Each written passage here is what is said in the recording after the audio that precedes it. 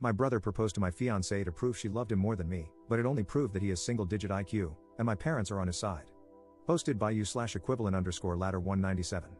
My 28M brother Mark, 26M, used to date my fiancée Jen, 26F, a year ago. They were only together for a month before he broke things off with her because he was bored of being in a relationship and never really wanted to settle down anyway. At the time they were dating, I was in a different state, so I had no idea he even had a girlfriend, and I didn't know who Jen was until I met her. Jen and I met at a bar when I moved back in October, and we hit it off really well. She was easily the most beautiful and intelligent woman I had ever met, and we met up a few more times before we made it official. Fast forward to December, and I finally brought her up to my family and suggested they meet her at Christmas. They knew I was in a relationship, but I'm not the most open about my personal life, so I kept details about her to a minimum until I knew how serious we really were. My parents asked to see pictures, and they started passing my phone around the dinner table. Mark saw it and blew up, calling me a crap-smelling brother for dating his ex-girlfriend and demanding that I break up with her. I refused.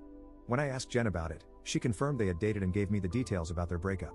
It took a few weeks, but eventually, Mark stopped bringing up the fact that I was dating his ex, and I thought he was over it. On Jen's birthday this year, I took her out to a fancy dinner with both of our families and her closest friends, and I asked her to marry me. Mark flipped out again and caused a scene about me proposing to her, which my sisters and I immediately shut down. The incident happened this past weekend. Mark had been pretty quiet about the whole situation for the last 2 months. I didn't see him much and figured he had gone low contact with me, which I had no problem with. Then, he invited Jen and me to a family dinner at his apartment with our parents and sisters. I thought it was weird, but since our parents and sisters were also going, we agreed to attend. The dinner was nice, nothing too fancy, and we moved to the living room to talk. About 30 minutes into the conversation, Mark stood up and said he had an announcement. He gave a long speech about being happy to have his family around for his big moment, then got on one knee and pulled out a cheap ring while asking Jen to marry him. Jen was confused and obviously uncomfortable, demanding that he put the ring away and stand up. My dad tried to grab Mark, but I got to him first and punched him. I won't repeat most of what was said, mostly because I was too angry to listen, but he said something along the lines of wanting to show me that Jen wasn't really into me and just wanted to get back at him. Before things could get worse, my parents rushed me out and promised to talk to him. It's been a few days since it happened, and I'm still pissed off. I don't know what to do at this point. I'm scared Jen might have second thoughts about marrying me because of this. Any advice? Update 2 days later. First, I want to thank everyone for reading. It's been a busy weekend, so I haven't had the chance to reply to many people, but I appreciate all the feedback, even the criticisms. Now for the update, I called Mark and asked him to meet up with me at my place to talk. I told him I would prefer Jen to be there as well, but I was fine with it if he didn't want her around. He agreed to talk to both of us and showed up at my place around noon today. It was pretty quiet for a few minutes before I started the conversation. I apologized for not warning him that I would be proposing to Jen, and I also apologized for hitting him. He said it was whatever, but he appreciated the apology. I told him what Jen had said about their relationship and breakup when I asked her about it, and I asked him to confirm if it was true. I explained that his reactions throughout this whole situation have been extreme, and I wanted to make sure I wasn't misunderstanding their relationship or downplaying how serious they were. He confirmed that they only dated for a few weeks and that he broke up with her because he lost interest. Jen asked if he was acting like this because he still had feelings for her or regretted ending things. He said he could admit that he found her more attractive than when he last saw her, but there weren't any feelings or regrets. He said he just didn't like seeing a girl he dated, even if it was short term, with his older brother, and as a man, I shouldn't have violated him by pursuing things with his ex. I reminded him that I had no idea they had dated, so it wasn't like I consciously did this knowing their history. He shrugged it off and said it didn't matter, I still should have broken it off. He was adamant that if the roles were reversed, he would have done the same thing, which I doubt. I asked him why he proposed to her if he didn't have any lingering feelings. To sum it up, he said he had been talking to one of his buddies who was around when Mark and Jen dated. The guy put the idea in his head that maybe Jen knew from the start that we were related and was doing this to get back at him, considering she had been hung up on him after they broke up. He and his friend thought it would be a good idea to test this theory, so Mark came up with the idea to propose and see if she would dump me for him. Jen asked him to elaborate on why he thought she was hung up on him, and he told her that he'd heard she was asking about him after the breakup and still hanging out at the places they used to go, so he thought it was a valid assumption. Then, when she randomly showed up with his brother, it affirmed his suspicions. Jen told him she had only asked about him once after the breakup and that she'd been hanging out at those places with friends even before they started dating, so she wasn't going to avoid them because of a breakup. She also said she was offended by the idea that she would stoop so low as to pursue me just to get back at him.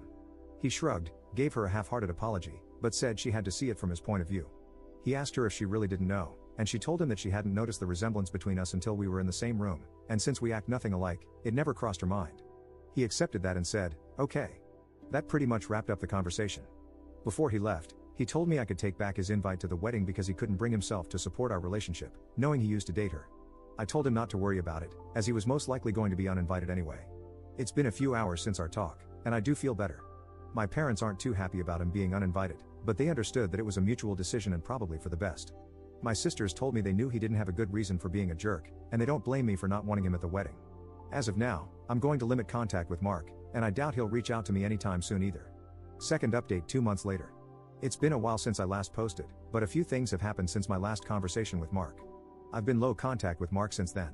I haven't called him, and he hasn't called me, and our only interactions have been in family settings. As it stands, my mom is now upset that Mark is still uninvited for my wedding. It started with a comment made during my younger sister Sophie's, 22F, birthday. Her boyfriend of about 4 years proposed to her at the end of the night, and we sat around talking about what she envisioned for her dream wedding. She talked a bit about wanting a destination wedding, her ideas for the cake and dress, and then said something like, "Teddy, I know Mark's banned from your wedding, but you won't care if he comes to mine, right?" I laughed it off and told her I couldn't get mad about her guest list even if I wanted to. My mom gave me this weird look and asked if Mark was still not invited to my wedding. I told her yes, and she got irritated. She said she thought I was joking and accused me of being unreasonable for going through with banning him since he's family. She accused me of holding a grudge just to be petty. I reminded her that Mark and I had agreed he wouldn't come, and I told her this wasn't the time to talk about my wedding since the day was about Sophie. I added that if she or Mark wanted to discuss my wedding, they could call me another time. Sophie also laid into my mom a bit for trying to make her special day about Mark, and my mom dropped the issue. For those of you wondering, Mark wasn't at Sophie's party because he apparently had to work and couldn't make it. A few days later, my mom stopped by my house and said she wanted to discuss my wedding. She asked me why I was so adamant about Mark not coming. She said I shouldn't be so insecure about Mark and Jen's previous relationship and that uninviting him was a step too far. I told her that Mark and I had mutually agreed he wouldn't come, and if he had a problem with it, he could talk to me himself. We got into an argument, and she said that if I wasn't going to re-invite Mark, she wouldn't be coming either because I was ostracizing her son. I shrugged and told her if that's what she wanted, she could toss her invite in the trash because I wouldn't beg her to be there. She asked if I would really be okay with her not attending, and I told her it wouldn't be the first time she missed one of my events because of Mark. She said I was being a prick for throwing her past mistakes in her face, and she stormed out. After that, I started getting messages and phone calls from her and a few family members, saying I was in the wrong and urging me to invite Mark just to keep the peace. Jen has also been getting messages from my mom, asking her to talk to me and get me to change my mind, but as far as I know, Jen hasn't been responding. So far, most of my mom's side of the family is standing in solidarity with her and not attending, while my dad and his side of the family, which is just my aunt, uncle, and their 2 kids, agree with me and are still coming. My sisters are also still coming to the wedding, and of course, Jen's family will be there too. I also talked to Mark about it and asked if he had a problem with not being invited. He said he had uninvited himself in the first place and didn't understand why everyone was making such a big deal, since he still doesn't want to go. He told me to leave him out of the fighting because he's not involved, and he said he'd tell my mom the same. As of now, I'm back to being low contact with my mom, but my dad and I are still on decent terms. I'm still deciding whether to re-invite my mom and her side of the family, if they change their minds about the boycott, but the chances are low, and I've told my dad this, which he understands. For now, Jan and I have started looking into downsizing the venue since the guest list is significantly smaller. Third update 3 weeks later. My mom is now uninvited from the wedding indefinitely. About 2 weeks after she decided not to come, she stopped by and said she wanted to clear the air and talk about everything. We agreed and invited her in to join us for dinner. Jen made her a plate of food, and I asked if she was still planning on not coming to the wedding. She said that while she wanted to attend, she couldn't get over me not inviting Mark because of a simple mistake. I reminded her that his simple mistake was proposing to my fiance while I was sitting less than 3 feet away from him, and she said it was just a joke. Jen then asked why she wanted to talk if she was still maintaining the same stance on Mark coming to the wedding. My mom said she wanted to talk to Jen and was hoping Jen would hear her out and convince me to invite Mark again. Apparently, she assumed I was at work and that she could catch Jen alone. Jen politely told her that while she understood her thought process, she wouldn't have had that conversation without me present since this involves my brother. My mom made a comment along the lines of Jen being spineless and unable to have a conversation without me thinking for her, which started a heated back and forth between the 3 of us. Eventually, Jen told her to leave. As Jen got up and walked towards the door, my mom followed, still screaming at her. By this point, she was yelling about Jen tearing our family apart. While Jen was unlocking the front door, my mom grabbed her by the hair and pulled her to the ground, still screaming. She hit Jen and tried to claw at her face, so I dragged my mom off of her and threw her outside. She banged on the door for a few minutes while I made sure Jen was okay, then she left and called both of us repeatedly. When I was sure Jen was alright, I texted my mom and told her not to bother reaching out again because we would never speak to her again. I called my dad and sisters to tell them what happened. My dad was surprised and tried to make excuses, saying she'd been stressed about the whole situation for a while. My sisters said they knew she'd snap eventually since she's always been a crazy B-word, and they offered to come over to make sure Jen was okay. I asked Jen if she wanted to press charges, but she declined, saying she just wanted to cut contact with my mom for good. I told her that part was obvious, but she should still talk to the police since she was physically assaulted. However, Jen doesn't want my mom to get arrested. Thankfully, my sisters and Jen's mom came by to comfort her, so she's doing okay. My mom is blocked on everything until Jen says otherwise. I genuinely don't know what to do now. Jen doesn't want to go to the police because she feels guilty about having my mom arrested over this, but my sisters and I want to convince her to file a report. At the very least, I'd want documentation in case something happens in the future. Profile post 2 days later. Some people have been asking questions about my mom and my decision not to be open with Jen about my relationship with my parents, so I figured I'd give some background on why things are so strained. Like some of you mentioned, Mark was the golden child. He was my mom's baby boy, and she didn't do much to hide it. My parents didn't spend much time with my sisters and me like normal parents do unless they had to, but they spent as much time with Mark as possible. They would take him shopping while we stayed with a sitter, or bring him home his favorite food and toys when they shopped alone. He usually got better things compared to the rest of us, like new, expensive clothes while ours were thrifted, or new toys just for him, whereas we had to share older toys with each other. If my sisters and I got gifts, they were for us to share, but my mom made it clear that Mark's things were only for him, and we weren't allowed to touch them. When Mark would screw up, I'd get punished for not being a good role model and for not showing him the proper way to behave. For example, when Mark went through a phase of breaking his toys, I got the beating because, according to my mom, he obviously learned the behavior from me. When he was 8, Mark got in trouble at school for trying to push a kid down the stairs. I was grounded for 2 weeks and told to apologize to the kid for not teaching my brother better. When I turned 13, I pushed my parents to start giving me an allowance. They agreed, as long as I did household chores like mowing the lawn, taking out the trash, raking leaves, etc. It was usually around $25 a week to help me start saving. Mark saw that I was getting money and begged my parents for an allowance too. Instead of making him work, $10 of my allowance was given to him each week because we were doing such a good job with our chores, which he never helped with. Whenever I asked him to pitch in, he'd tell me it wasn't his job to do chores, so why should he bother? It was around this time that I started really distancing myself from my brother. By the time I entered high school, we only talked to each other when we needed small favors or when we absolutely had to.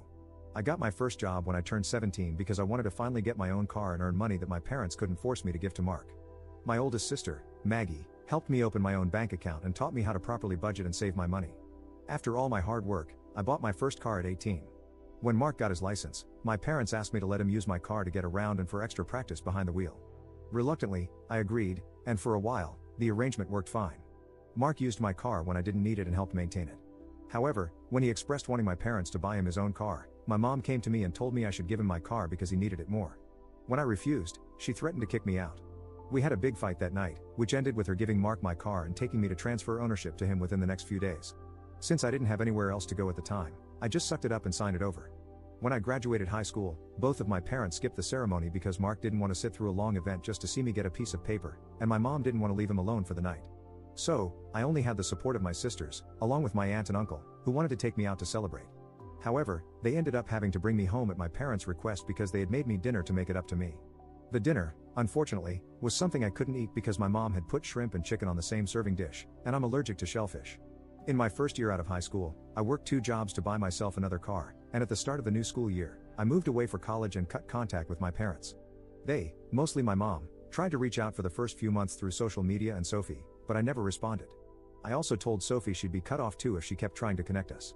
When my mom couldn't get to me through Sophie, she tried going through my older sister Charlotte, and a few times through Maggie and Mark, until I threatened to file a restraining order for harassment. It was a bluff because I had no idea how to do it, but it managed to scare her off. After that, the most I received from her were occasional happy holidays texts over the years. Around the time I moved back, Charlotte told me that they had been seeing a family therapist, at her request, and my parents wanted to apologize for how they treated us. I was hesitant, but I agreed as long as they were genuine, and the reconciliation process started when I moved back home. That doesn't even scratch the surface of everything they put me through, and it took a lot for me to even begin letting them back into my life. When I met Jen, I wasn't sure where my relationship with her was going or where things stood with my parents. I didn't want to mention my family at all, mostly because I was prepared to cut contact again if needed. Jen was understanding that it was a sore subject and didn't press for more details. I hope this helps shed some light on some of the questions I've been seeing pop up. 4th update 17 days later. I want to thank everyone who's taken the time to give me advice on what to do going forward, as well as all the kind messages and comments I've received over the past few days/weeks.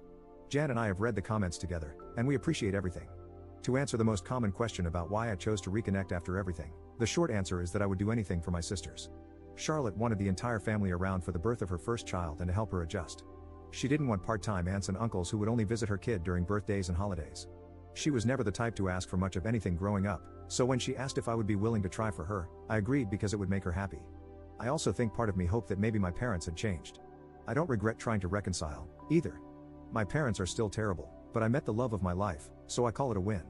A few people wanted to know if there's an update, so here we go. Sorry if it's a bit messy or confusing, a lot has happened. We filed a report with the police and were told that, even though Jen doesn't want to pursue anything, it's not up to us to decide whether it goes further, though they would keep our preference in mind.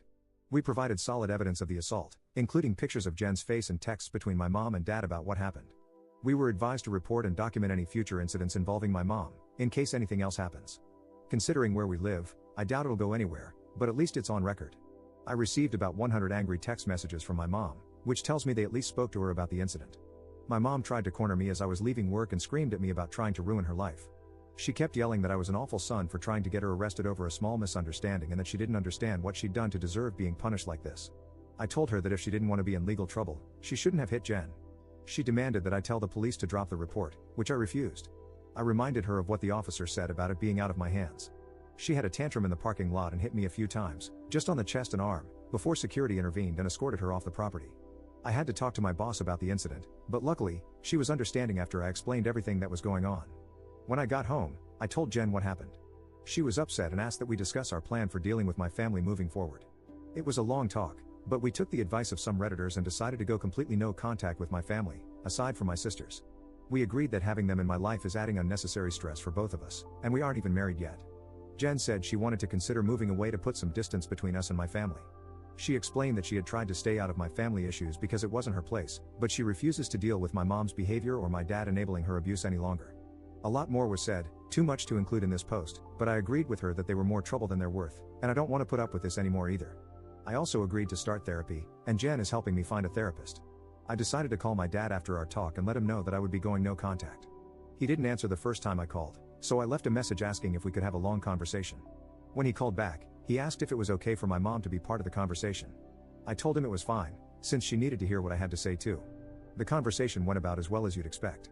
I told them both that Jen and I are cutting them out of our lives. My dad demanded to know why I would do something like that after going through all the trouble of repairing our relationship. I explained that this whole situation with Mark has shown me that nothing is truly repaired between us, and as far as they're concerned, the world revolves solely around my mom and my little brother. I told them that their continued favoritism toward Mark has brought our relationship to a point of no return, and I wasn't interested in holding on to a failing relationship anymore. I explained that I agreed to reconcile for Charlotte's sake, but I don't appreciate all the disrespect toward Jen and me, and I won't put up with it anymore for both our sakes. To my mom specifically, I said I was tired of her using me as a scapegoat for her bad parenting and for Mark's attitude. I also told her that I would never forgive her for what she did to Jen, nor for what she did to me and my sisters growing up. She started to say that I should move on like my sisters have, but I cut her off and told her she should take their forgiveness and move on because she would never receive it from me, especially after everything she's done these past few weeks. She started crying and asked how I could treat her like such a villain. I told her that she could only be upset with herself because I've done nothing wrong. She cried harder and said she regretted having me and that I've only tried to ruin her life. This started a heated argument between my mom and Jen once again. Jen told her, in much more colorful words, that she was disgusting, along with plenty of other choice names, for saying something like that to me. I'm not sure if my mom left the room or just decided to stay quiet, but she stopped talking once Jen finished. My dad said he wasn't okay with being shut out of my life and asked me to try to understand my mom's point of view.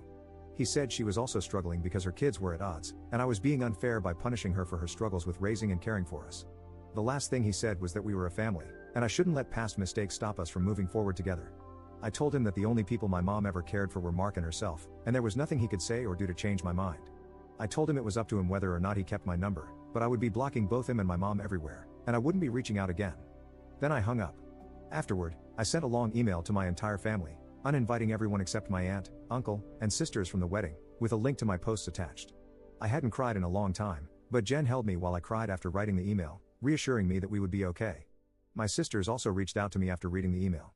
I apologized to Charlotte for not being able to continue reconciling like she wanted, but she told me it was okay and that it's not my fault I had to cut them off again. The response from my family has been pretty mixed. Some are angry that I aired out family issues on a public internet forum, while others are upset with my parents because they never knew it was this bad. The last person I talked to about everything was Mark. He asked if I was cutting him off too, and I told him I wasn't, but I wouldn't be going out of my way to reach out to him either. He didn't argue and just wished me the best with the wedding, and we haven't spoken since. Right now, Jan and I are looking for a new place to stay. The plan is to move closer to Jen's brother, who lives about 3 hours from where we are now, and we both like the city he's in. I spoke to my boss about transferring, and Jan is looking into working 100% remotely or possibly finding a new job. Once again, our venue has changed. Since the guest list is significantly smaller, my future brother-in-law is considering letting us use his lake house for the wedding. I don't plan to post any more about this unless something drastic happens, at least not until the wedding, because I want to move on with life. Thanks, and happy holidays. Fifth update 10 months later. Hey everyone, it's been a while since I posted here. Things have been busy, but I saw a few requests for an update. It's small, but here it is. I have a wife and a newborn daughter now. We found out Jen was pregnant around the time of my last post, which pretty much kicked us into overdrive as far as moving away and starting fresh in a new place. I was able to transfer to a different location, and Jen found a new job that allows her to work remotely. We got married 4 months ago at her brother's lake house. We didn't plan to have the ceremony so soon, but we didn't want to wait for the baby to arrive before getting married. Jen also found a dress she fell in love with and didn't want to outgrow it. It was a small ceremony with mostly her family present, but my sisters, aunt, and uncle attended as well. I know some people probably expected to hear about a huge blowout at the wedding, but honestly, it was easily one of the best days of my life. My daughter was born early last month. She's beautiful, happy, and healthy, and Jen is doing well too. The last stretch of the pregnancy was hard on her, both emotionally and physically, but she's been doing much better since giving birth. She's seeing a doctor regularly during this postpartum phase due to complications she had during the pregnancy, but so far, there haven't been any major health concerns. Aside from complaining about the doctor visits, I don't think I've seen a frown on her face since we brought our daughter home. As for my parents, I haven't heard from my dad, but my mom did reach out a few days after the wedding. Apparently, my uncle sent them some of the photos taken at the wedding. My mom made a fake Facebook page and started spamming Jen and me with angry messages about being excluded from both the wedding and Jen's pregnancy. She went on a lengthy tirade about being entitled to be part of her grandchild's life and how unfair it was that she wasn't allowed to be present in our lives. She asked to visit us, demanded that we visit her, and even asked to be in the delivery room, all of which I quickly shut down. I screenshot everything and emailed it to myself in case I need it for a restraining order in the future, then I blocked her. I haven't heard from her since, but I know she's been harassing my sisters to get them to talk to us on her behalf. I don't know what, if anything, they're doing about it, but I made it clear that Jen and I have nothing to discuss with her. For everyone wondering if Mark and I have been in contact, the answer is yes. He called after we came back from our honeymoon to congratulate us on the wedding and the pregnancy. We had a long talk about everything that happened. I won't go into detail, but we both got to say a lot, and he offered both me and Jen what feels like a sincere apology for what he did. We've been texting a bit here and there since, mostly just small talk and life updates. He did invite me to have a drink with him the next time I'm in town. I don't know if I'll accept, but I told him I'd think about it. Thanks to everyone for the support and well wishes you've given us. Sorry if this update was a bit all over the place. Edit. Just to clear it up before anyone asks, Mark doesn't know where I live and likely won't know in the future. If he chooses to give updates about my life to my parents, that's his choice, but I won't give him any details that could help them show up unannounced. Unfortunately, even if we're able to form some sort of relationship, I'll never be able to fully trust him.